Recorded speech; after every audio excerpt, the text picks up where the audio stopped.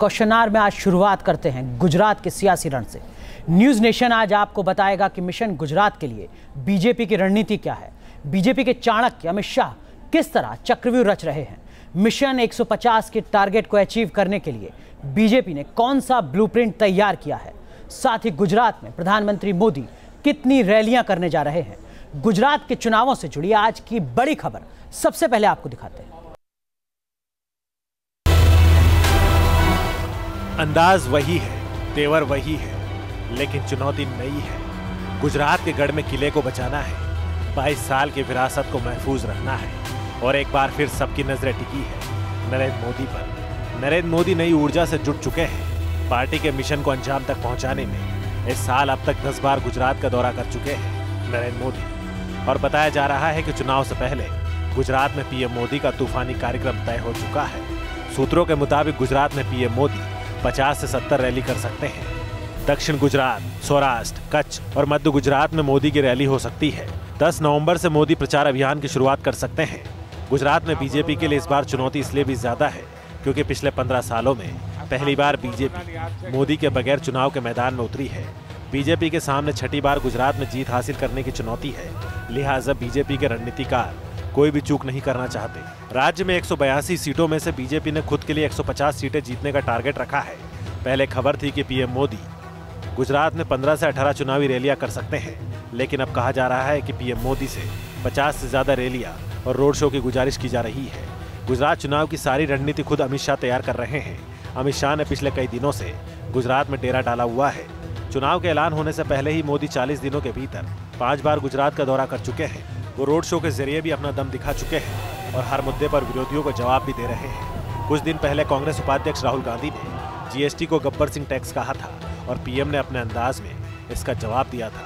GST से देश को एक नया बिजनेस कल्चर मिल रहा है और लॉन्ग टर्म में जीएसटी का सबसे बड़ा फायदा कंज्यूमर्स को ही होने वाला है।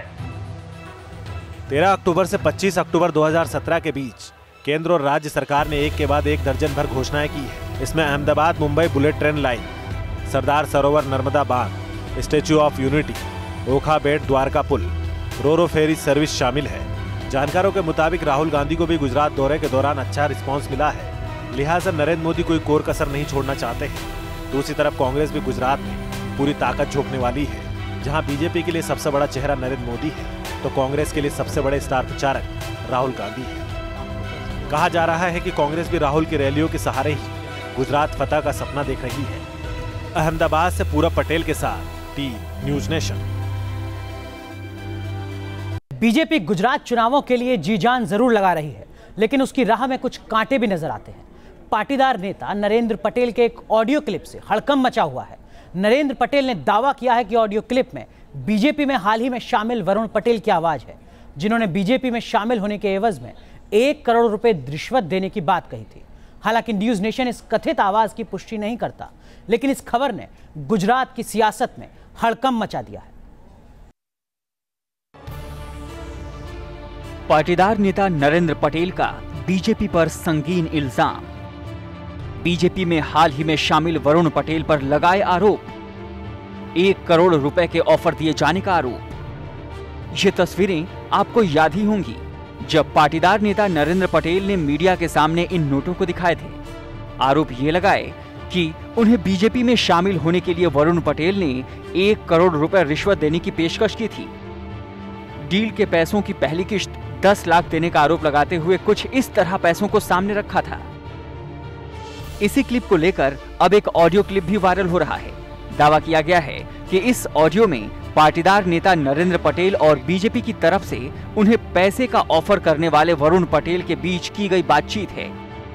इस ऑडियो में दोनों के बीच डील की बातचीत का दावा किया जा रहा है, जिसमें वरुण पटेल सम्मेलन से पहले पैसे के भुगतान का दावा कर रहे हैं। हालांकि आधिकारिक तौर पर अभी इस ऑडियो की पुष्टि नहीं हो पाई है।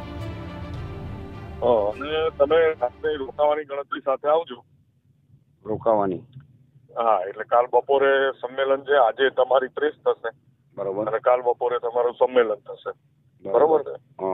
હા, એટલે રોકાવાની ગણતરી સાથે આવજો, બરોબર? હવે હવે 60% તમને અત્યારે આજે મળશે. બરોબર યાર, પૂરી ગામ પર વાત સાંભળો, હું તમને કહું એ 60 તમને અત્યારે મળશે. 40% તમારું કાલ સંમેલન પતે પછી. બરોબર. તો આજે બરોબર એ સંમેલન પહેલા જ મળી જશે તમને. બરોબર. હવે મારું શું કેવું, અબડી લો મારી છે સંપૂર્ણ જવાબદારી મારી. એ તો વિશ્વાસ છે તમારા ઉપર. હવે આજે જે મને મળ્યું એ મારા છોકરા લઈને નીકળી જાય, કઈ વાંધો નહીં, ચાલશે. અને પછી પ્રેસ કરો. તમારા જોડે જ બેસી રહી, કશું જ નહીં થતું. ના છોકરાઓને પ્રેસમાં જોડે બેહાડ દેજો. બરોબર. એ લોકો નીકળી જાય લઈને પછી પ્રેસ કરે. અરે હું તમને પણ તમારી જોડે પ્રેસમાં બેહવા 4-5 જણ તો જોઈશે ને. એ તો લાવીએ બીજા. હા તો કઈ વાંધો હું પૂછું યાર, પણ આમાં શું યાર, અડધા કલાકની ગેપ તો મળી જવો ને આપણે બોલાવવા માટે. હા, એમાં તમે છે ને ભાઈ, બીજી ચિંતા મારી ઉપર છોડ દો, એ મારી જવાબદારી. હા, હું તમારા જોડે જ બેસી રહીશ, તો જવાનું નથી. પણ અરે હું તમને એમ કહું છું કે બીજી બધી જવાબદારી મારી. તમને 5 જણ પ્રેસમાં બેસવા જોઈએ. એ બેસાડ બરોબર. એવી રીતનું તમે આયોજન કરો. ડીલ બનાવીને અડધા કલાક પછી આપણે પ્રેસ કરી દઈએ, તો પેલા બીજા માણસો આવી જાય. એવી રીતે હું સ્ટ્રેટેજી ગોઠવું. એવી રીતે નથી કરવું. હું ત્યાં જ બેસીશ તમારી જોડે. કઈ તમે આવો ને તો કરીએ ત્યાં. સારું, ओके। आपको बता दें कि नरेंद्र पटेल ने मीडिया को 10 लाख रुपए दिखाए थे और दावा किया था कि वरुण पटेल ने बीजेपी में शामिल होने के लिए ये पैसे उन्हें एडवांस दिए हैं। बीजेपी और वरुण पटेल ने उनके आरोपों को खारिज कर दिया था। पहले तो उन्होंने 10 लाख लेके प्रेस की, उसकी जगह उनको 1 करोड़ रुपए लेके प्रेस करनी चाहिए थी। क्यों 10 लाख रुपए लेके की? इतने पागल है क्या हो? कांग्रेस को पता चल गया है कि भाजपा की तो जितनी सीटें हैं उससे भी बहुत बढ़ के फिर से भाजपा की सरकार बनने वाली है और उनका सत्ता में आने का कोई चांस नहीं है। इसलिए ये सारे हथकंडे और खेल वो खेल कर रहे। देखो, ये झूठा आरोप है। राहुल गांधी के सभा से पहले ये कांग्रेस के षड्यंत्र से भाई नरेंद्र पटेल ने फैब्रिकेटेड ड्रामा किया है, जिसके बाद नरेंद्र पटेल ने घोषणा करते हुए कहा था कि उनके पास सबूत के तौर पर ऑडियो क्लिप मौजूद है, जिसका वो समय आने पर खुलासा करेंगे। अब इस ऑडियो क्लिप में कहां तक सच्चाई है ये तो जांच का विषय है, लेकिन गुजरात चुनाव से ठीक पहले सियासत कुछ ज्यादा ही गर्म हो चुकी है। अहमदाबाद से पूरब पटेल के साथ टीम न्यूज नेशन। प्रधानमंत्री मोदी हमेशा दूसरों से कुछ अलग और हटकर काम करते हैं। प्रधानमंत्री मोदी के बारे में कहा जाता है कि वो पार्टी कार्यकर्ताओं का पूरा ख्याल रखते हैं। पिछले दिनों भी ऐसा ही वाकया हुआ जब पीएम मोदी ने गुजरात के एक बीजेपी कार्यकर्ता को फोन किया और कहा, हैप्पी दिवाली। कि ये एक अद्भुत दिन था हमारे लिए, जिंदगी भर हमारे परिवार के लिए एक सपनों की तरह रहेगा। वडोदरा के गोपाल गोहिल जिस दिन की खुशनुमा यादों में डूबे हैं, वो 2017 की दिवाली का दिन था। लेकिन परिवार के लिए दिवाली से भी ज्यादा खुशी की बात ये थी कि उस दिन देश के प्रधानमंत्री नरेंद्र मोदी ने उन्हें फोन किया। गोपाल उस दिन दिवाली की छुट्टी मना रहे थे और परिवार के साथ घर में त्योहार की तैयारी कर रहे थे। तभी दोपहर 3 बजे गोपाल के फोन की घंटी बजी। फोन पर पीएम की आवाज सुनकर पूरा परिवार खुशी से झूम उठा। जब हमारा नाम बोला तब हम खुशी से झूम उठे।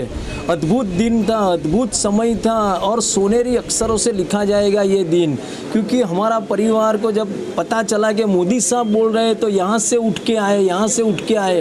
हम हैप्पी दिवाली कहते हैं, हम हैप्पी दिवाली कहते हैं और ये छोटे से छोटे कार्यकर की चिंता करते हैं। दरअसल पीएम मोदी ने तय किया था कि इस साल दिवाली पर वो गुजरात में किसी 3-4 कार्यकर्ता से फोन पर बात करेंगे और इस बातचीत को टेक्नोलॉजी के जरिए 25,000 कार्यकर्ता उसी समय सुन पाएंगे।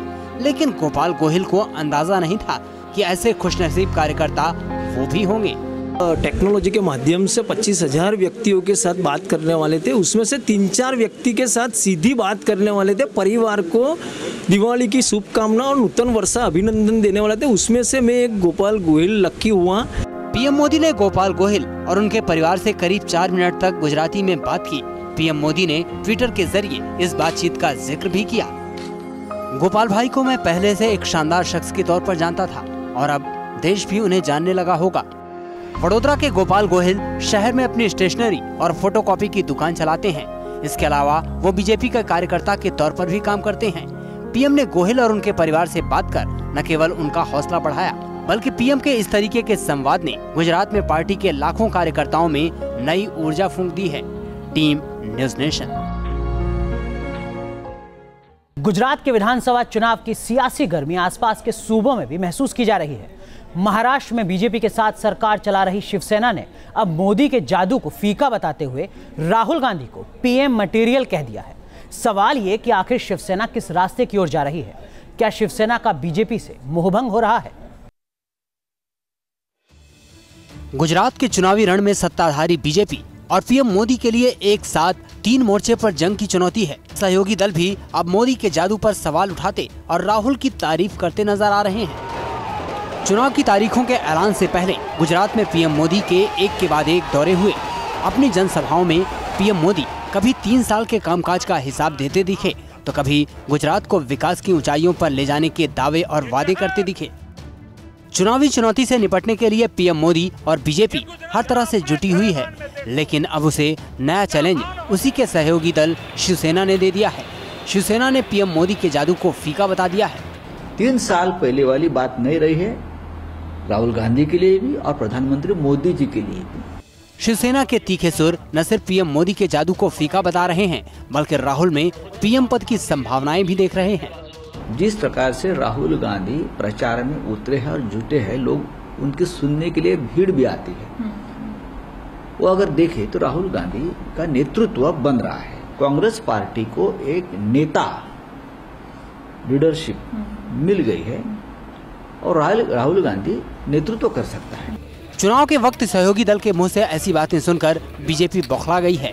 महाराष्ट्र के मुख्यमंत्री देवेंद्र फडणवीस ने तो यहाँ तक कह दिया है कि शिवसेना सरकार में रहना चाहती है या नहीं, ये फैसला कर ले। सर, संजय राउत के कमेंट को कैसे देखते हैं सर? संजय राउत है, शिवसेना के शेर हैं, उनके बारे में क्या कह सकते हैं।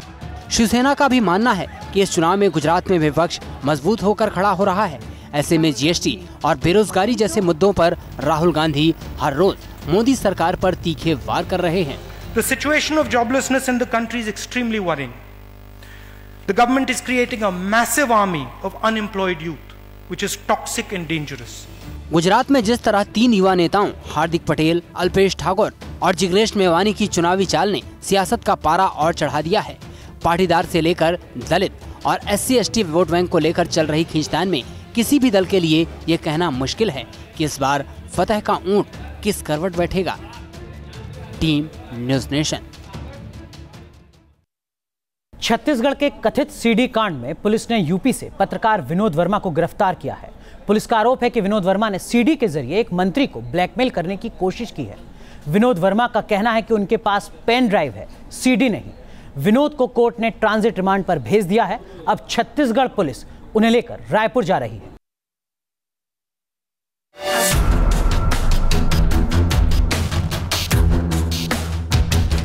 गाजियाबाद के इंदिरापुरम इलाके से पुलिस ने पत्रकार विनोद वर्मा को गिरफ्तार किया। पुलिस का दावा है कि पत्रकार विनोद वर्मा छत्तीसगढ़ के एक मंत्री को सीडी के जरिए ब्लैकमेल कर रहे थे। इसकी जांच करने छत्तीसगढ़ पुलिस देर रात गाजियाबाद पहुंची और विनोद वर्मा को उनके घर से गिरफ्तार कर लिया। एड्रेस हमारे पास था, वहां गए। वहां पर एक बड़े कार्टन में 500 सीडीज पुलिस को मिली और इस जो सर्च करने गई उसमें विभिन्न जगह की पुलिस भी छत्तीसगढ़ पुलिस के साथ थी। मतलब ऐसा नहीं छत्तीसगढ़ पुलिस अकेली चली गई, उसमें दिल्ली पुलिस का भी स्टाफ था। चूंकि गाजियाबाद पुलिस के भी लिया गया था तो वो भी था। पुलिस का दावा है कि विनोद वर्मा के घर से 500 अश्लील सीडी भी बरामद की गई है। हालांकि पुलिस अभी तक ये नहीं बता पाई है कि उन सीडी में क्या है। कोई आदमी एक सीडी की ले जाके 500 और 1000 कॉपी करा रहा है और उसका ठोस एविडेंस है कि इसने कराया है, क्लियर कट एविडेंस है और इतना एविडेंस है कि माननीय न्यायालय में हम सब प्रस्तुत करेंगे। दूसरी ओर पत्रकार विनोद वर्मा का कहना है कि उनके पास छत्तीसगढ़ सरकार के एक मंत्री से जुड़ी हुई सीडी है, जिसकी वजह से उन्हें फंसाया जा रहा है। Pen drive. I'm just pen drive. Nothing else. I have nothing to do with CD. Sir, do you think it's CD is in public domain? फंसाया जा रहा है, आपको लगता है? चलो। हाँ? रुक जाओ। फंसाया जा रहा है clearly. Nothing else. Nothing else. Nothing else. पत्रकार की गिरफ्तारी को लेकर छत्तीसगढ़ से लेकर दिल्ली तक सियासत भी शुरू हो चुकी है। कांग्रेस आरोप लगा रही है कि सरकार बदनाम होने की वजह से पत्रकारों को गिरफ्तार कर रही है, जबकि बीजेपी आरोप लगा रही है कि पत्रकार कांग्रेस के लिए काम कर रहे थे। ये जो पत्रकार है किसी कांग्रेस के वरिष्ठ नेता के रिश्तेदार हैं और कांग्रेस के कार्यक्रमों में लगातार वो प्रशिक्षण देते रहे, कहीं न कहीं कांग्रेस का ही वो काम देखते रहे, प्रत्यक्ष अप्रत्यक्ष रूप से। पब्लिश करते या न करते वो अलग बात है, लेकिन घर में ही रखे होने से उसकी गिरफ्तारी हो गई है। इससे स्पष्ट हो जाता है कि ये जिस सीडी में जो व्यक्ति है वो कोई नहीं, वो मंत्री ही है। पत्रकार विनोद वर्मा के खिलाफ छत्तीसगढ़ बीजेपी की आईटी सेल ने पुलिस में शिकायत दर्ज करवाई थी कि उनके मंत्री के खिलाफ कोई सीडी प्रचारित करने की कोशिश की जा रही है। इसके बाद पुलिस ने तफ्तीश करते हुए पत्रकार विनोद वर्मा को तड़के 4 बजे उनके घर से ही गिरफ्तार कर लिया।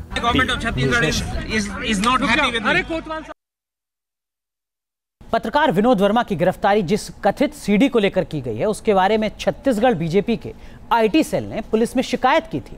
अब छत्तीसगढ़ सरकार के मंत्री राजेश मूणत ने मांग की है कि कथित सीडी की जल्द से जल्द जांच होनी चाहिए और सच सबके सामने आना चाहिए।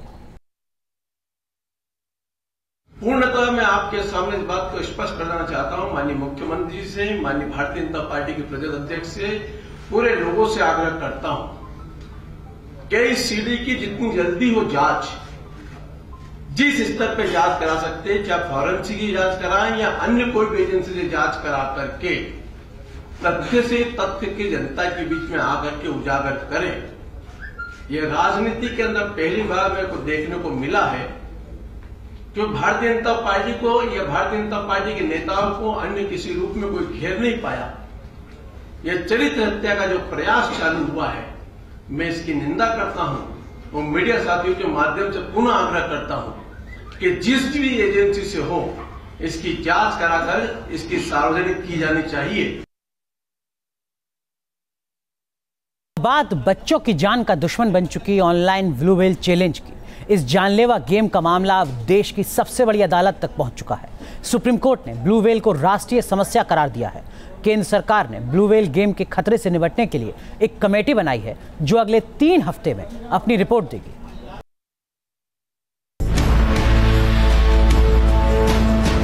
एक खेल जो है बेहद खतरनाक, एक गेम जो है बच्चों की जान का दुश्मन, एक खेल जो मासूमों को मौत की दहलीज तक पहुंचा सकता है। उस जानलेवा गेम का नाम है ब्लू व्हेल। यह एक ऐसा ऑनलाइन गेम जिसमें मिलते हैं डेडली टास्क, और जो बच्चा इस खौफनाक खेल के जाल में फंस जाता है वो अपनी जिंदगी की भी परवाह नहीं करता। ब्लू व्हेल गेम के एडिक्शन में पड़कर कई बच्चे खुदकुशी कर चुके हैं। ब्लू व्हेल का मामला अब देश की सबसे बड़ी अदालत की दहलीज तक पहुंच चुका है। सुप्रीम कोर्ट ने ब्लू व्हेल चैलेंज गेम को लेकर गहरी चिंता जताई है। कोर्ट ने टिप्पणी की कि ब्लू व्हेल गेम एक राष्ट्रीय समस्या है। ब्लू व्हेल गेम पर प्रतिबंध को लेकर एक याचिका पर सुनवाई के दौरान अदालत ने यह टिप्पणी की। यह याचिका तमिलनाडु के एक 73 वर्षीय व्यक्ति ने दाखिल की थी। इसमें कहा गया था कि दुनिया में ब्लू व्हेल गेम की वजह से 200 से ज्यादा लोग सुसाइड कर चुके हैं। इनमें ज्यादातर बच्चे और टीनेजर हैं। केंद्र सरकार ने सुप्रीम कोर्ट को बताया कि इस मसले पर एक कमेटी बनाई गई है जो 3 हफ्ते में अपनी रिपोर्ट सौंप देगी। सुप्रीम कोर्ट ने दूरदर्शन और निजी चैनलों से कहा है कि वो अपने प्राइम टाइम के कार्यक्रमों में ऑनलाइन गेम ब्लू व्हेल के खतरों के खिलाफ जागरूकता फैलाएं। सुप्रीम कोर्ट ने ब्लू व्हेल को राष्ट्रीय समस्या बताया है। इस समस्या से मिलकर लड़ना हम सबकी जिम्मेदारी है ताकि आइंदा ब्लू व्हेल देश के किसी भी बच्चे को अपना शिकार नहीं बना सके। Team news nation. और अब बात मर्सल फिल्म को लेकर हुए विवाद की। मर्सल चुनाव से पहले गुजरात सर्टिफिकेट न देने वाली याचिका मद्रास हाईकोर्ट ने खारिज कर दी है। हाईकोर्ट ने यह कहते हुए पीआईएल खारिज कर दी कि फिल्म की कहानी काल्पनिक है और आज़ादी की अधिकार फिल्मों पर भी लागू होता है। दरअसल बीजेपी की तमिलनाडु यूनिट ने फिल्म मर्सल से कुछ डायलॉग्स हटाने की मांग की थी। उनका कहना था कि इसमें जीएसटी और डिजिटल इंडिया प्रोग्राम का मजाक उड़ाया गया है, लेकिन मद्रास हाईकोर्ट ने फिल्म पर रोक लगाने से साफ मना कर दिया और कहा कि अगर किसी को फिल्म पसंद नहीं तो वो व्यक्ति फिल्म ना देखे, लेकिन अभिव्यक्ति की आज़ादी का अधिकार यहां भी लागू होता है। चुनाव से पहले एक तरफ गुजरात में सियासत में उबाल मचा है तो वहीं गुजरात का दाहोद हिंसा से उबल रहा है। पुलिस पिटाई में एक शख्स की मौत के बाद यहां हिंसा भड़क उठी। हालात काबू करने के लिए पुलिस ने फायरिंग की, जिसमें एक शख्स की जान चली गई। इसके बाद हालात और खराब हो गए।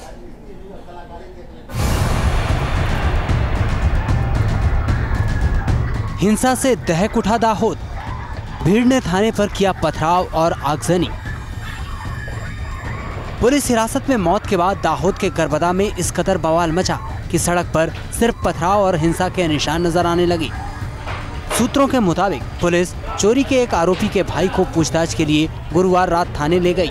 बताया जा रहा है कि पुलिस हिरासत में ही युवक की मौत हो गई।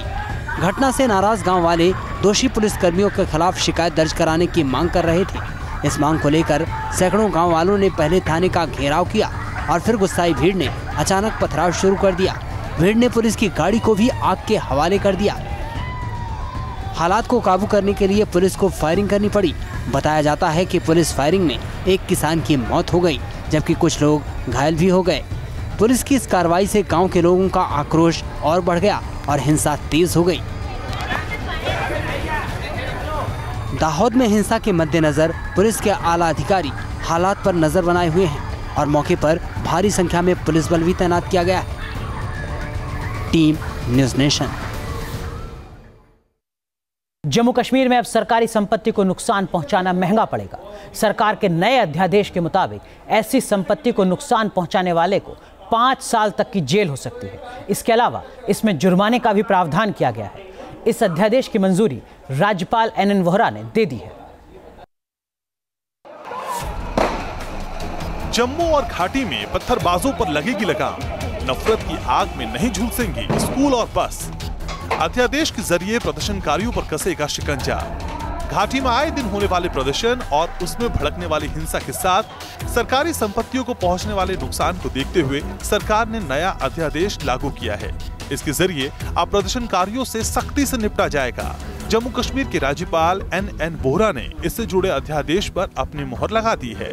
इस अध्यादेश में हड़ताल, प्रदर्शन के दौरान हिंसा या तोड़फोड़ कर सार्वजनिक संपत्ति को नुकसान पहुंचाने वालों पर जुर्माना और सजा का प्रावधान किया गया है।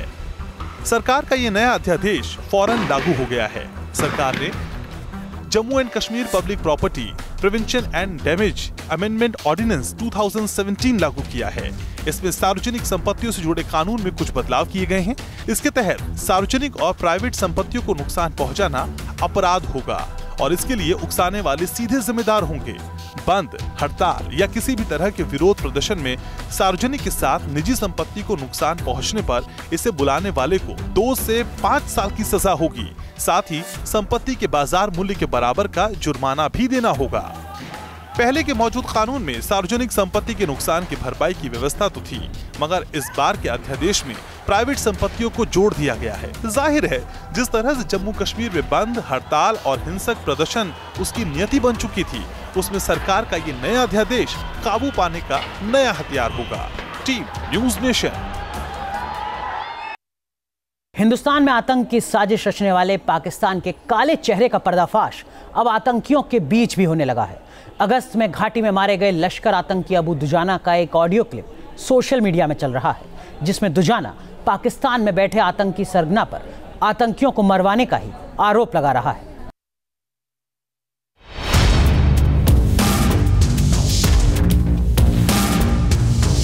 पाकिस्तान में बैठे आतंकी सरगना आतंकी यूनिवर्सिटी चलाते हैं। वो आतंकी आका नौजवानों के जहन में नफरत का जहर भरकर और उनके हाथों में हथियार थमाकर भारत में दहशत के लिए भेजते हैं। और फिर जब इन लड़कों के सामने आतंकी सरगनाओं की घिनौनी साजिश का पर्दाफाश हो जाता है, तो फिर पाकिस्तान में बैठे आका ही उन आतंकियों को मरवा देते हैं। यह खुलासा हुआ है अबू दुजाना और जाकिर मूसा के बीच हुई कथित बातचीत के ऑडियो टेप से। जरा सुनिए कैसे अबू दुजाना जाकिर मूसा को ये बता रहा है कि पाकिस्तान में बैठे आतंकी सरगना जाकिर मूसा के खिलाफ उसे भड़का रहे हैं। भाईजान, मुझे कल बात हुई पार वालों से। वो कहते हैं मुझे आप एक ऑडियो दे दो, आप ये कहो क्या, आप एक ऑडियो दे दो, उसमें कहो आप मैं जाकिर मूसा के साथ नहीं हूँ। वो कहते हैं ये फितना खड़ा करते हैं कौन, आप जाकिर मूसा से फितना खड़ा कर रहे हैं। जनाब अली, एक और बात बताता हूँ, जरा दिल थाम के सुनना। हाँ जनाब, वो कहता था कि जो अब्बास भाई जो शहीद हुआ, कहते हैं उसको जाकिर मूसा ने पॉइंट दिया, उसको जाकिर मूसा ने करवाया। अबू दुजाना पाकिस्तान में बैठे आतंकी सरगनाओं के बारे में ये भी खुलासा कर रहा है कि पहले वो आतंकियों का पता पूछते हैं और फिर हिंदुस्तानी फौज उन्हें ढेर कर देती है। ये बात सच है, वो पिन पॉइंट मांगते हैं मगर मैं देता नहीं हूँ। जो पिन पॉइंट देते हैं वो अल्लाह को प्यारा हो जाते हैं, इसलिए मैं पिन पॉइंट नहीं देता। मुझे सब कुछ पता है कौन किधर कैसा करते हैं। अल्लाह का एक करम है, मैं पिन पॉइंट किसी को नहीं देता हूँ, ना मैं दूंगा किसी को। जाकिर मूसा और अबू दुजाना के बीच बातचीत की रिकॉर्डिंग ज्यादा पुरानी नहीं है। अगस्त में दुजाना के मारे जाने के चंद दिनों पहले रिकॉर्ड हुई इस बातचीत में जाकिर मूसा भी सरहद पार बैठे आतंकी आकाओं से बचकर रहने की नसीहत दे रहा है। दुजाना भाई, मेरी एक बात याद रखना यार, ये जो जमातें हैं ना पाकिस्तान में यार, इनके साथ कभी नहीं रहना। नबी पाक सल्लल्लाहु अलैहि वसल्लम की एक हदीस भी है ना, अगर आप अकेले भी हो ना, अकेले भी हक पे हो, अकेले भी आप खुद में एक जमात हो, बस हक पे रहना है, बाकी कुछ नहीं। आपको खुद भी पता है कि मतलब ये लोग क्या कर रहे हैं क्या नहीं कर रहे हैं। बाकी ये जो कह रहे हैं ना फितना वितना उठा रहा है, वो वक्त ही फैसला करेगा कौन फितना उठा रहा है और क्या हो रहा है। तो इंशाल्लाह इनकी दुकानें भी बंद करेंगे। जाकिर मूसा और अबू दुजाना के बीच करीब 8 मिनट की हुई इस बातचीत में दोनों एक दूसरे को हथियार रखने की नसीहत देते सुने जा सकते हैं। आपको बता दें कि पाकिस्तान का रहने वाला अबू दुजाना लश्कर का आतंकी हुआ करता था, लेकिन पाकिस्तानी आतंकी सरगना की साजिश का सच जानने के बाद उसने अपनी राह चुन ली। इसके बाद दुजाना की दोस्ती हिजबुल छोड़कर अलकायदा के साथ जाने वाले जाकिर मूसा के साथ हो गई थी। दावा है कि फोन पर हुई इस बातचीत के कुछ दिनों बाद ही 1 अगस्त को सुरक्षा बलों ने पुलवामा में अबू दुजाना को ढेर कर दिया था। हालांकि जाकिर मूसा अब भी जिंदा है। Team news nation. भारतीय खाने का यूं तो कोई सानी नहीं, पर भारतीय राजघरानों का खाना यानी शाही खान पान कैसा होता है, ये सवाल आपके मन में भी जरूर उठता होगा। तो चलिए आपको ले चलते हैं एक शाही दावत में, जहां जमा हुए हैं हिंदुस्तान के 3 बड़े राजघराने और अपनी शाही डिश के साथ। हिंदुस्तान का शाही दावत खाना, रसोईया बना राजघराना, किशनगढ़ रॉयल फैमिली, देओलिया कला राजघराना और भोपाल का नवाब खानदान। दिल्ली के बेल्जियम एम्बेसी में ये तीनों शाही परिवार जमा हुए और अपनी रियासत के खास पकवान पेश किए। यहाँ आए खास मेहमानों के लिए मौका था भारतीय खान पान को एक अलग पहचान देने के लिए आयोजित कार्यक्रम का, जिसे नाम दिया गया डाइन विद रॉयल्टी। इसका आयोजन इट विद इंडिया नाम की संस्था ने बेल्जियम एम्बेसी के साथ मिलकर किया। आज 3 फैमिलीज़ हैं। आज किशनगढ़ फैमिली है जो राजस्थान से है, देओलिया कलान भी राजस्थान से हैं और भोपाल फैमिली है मध्य प्रदेश से। और तीनों का खाना एकदम अलग है। हिंदुस्तान में कहते हैं कि हर 50 किलोमीटर पे खाना बदलता है। आप अपने आप सैंपल करेंगे कि खाना एक्चुअली बदला हुआ है।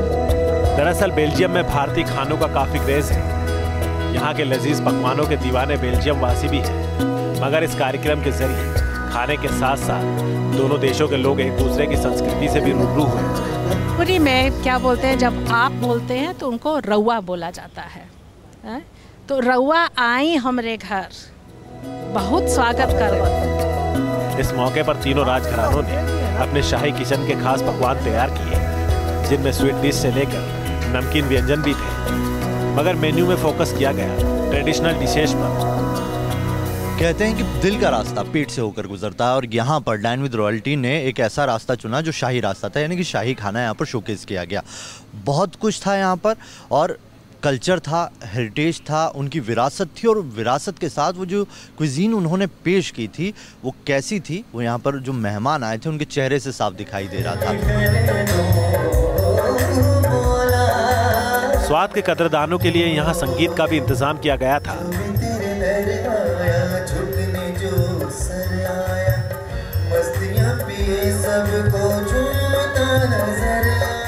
मोहम्मद साजिद ने अपनी आवाज से इस खुशबूदार शाम को और भी हसीन बना दिया।